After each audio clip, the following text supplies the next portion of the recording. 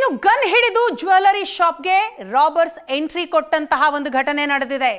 ನಿನ್ನೆ ರಾತ್ರಿ ನಡೆದಂತಹ ಕಳ್ಳತನ ಇದು. ಬೆಂಗಳೂರಿನಲ್ಲಾದಂತಹ ಕಳ್ಳತನದ ಸಿಸಿಟಿವಿ ಫುಟೇಜ್ ಅನ್ನು ಗಮನಿಸ್ತಾ ಇದ್ದೀರಿ. ಖದೀಮರು ಕೈಗೆ ಸಿಕ್ಕ ಚಿನ್ನಾಭರಣವನ್ನ ದೋಚಿ ಎಸ್ಕೇಪ್ ಆಗಿದ್ದಾರೆ. ಮಾಗಡಿ ರಸ್ತೆಯ ಮಾಚೋಹಳ್ಳಿ ಗೇಟ್ ಬಳಿ ಇರುವಂತಹ ಭೈರವೇಶ್ವರ ಕಾಂಪ್ಲೆಕ್ಸ್ನ ರಾಮ್ ಜ್ಯುವೆಲರ್ಸ್ಗೆ ನುಗ್ಗಿದಂತಹ ಖದೀಮರು ಕೈಯಲ್ಲಿ ಗನ್ ಹಿಡಿದು ಆ ಅಂಗಡಿಯ ಒಳಗಿದ್ದಂತಹ ಸಿಬ್ಬಂದಿಯನ್ನ ಹೆದರಿಸಿ ಕೈಗೆ ಸಿಕ್ಕಿದ್ದನ್ನ ದೋಚಿಕೊಂಡು ಪರಾರಿಯಾಗಿದ್ದಾರೆ. 3 ದೃಶ್ಯವನ್ನ ನೀವು ನೋಡ್ತಾ ಇದ್ದೀರಿ.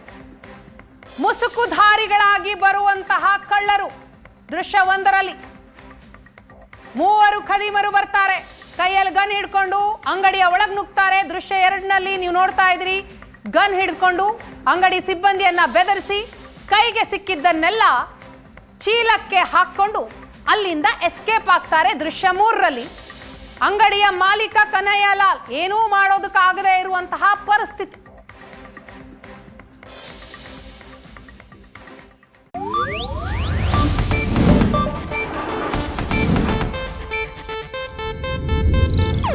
ಇದು ಏಷ್ಯಾನೆಟ್ ನ್ಯೂಸ್ ನೆಟ್ವರ್ಕ್ ಪ್ರಸ್ತುತಿ.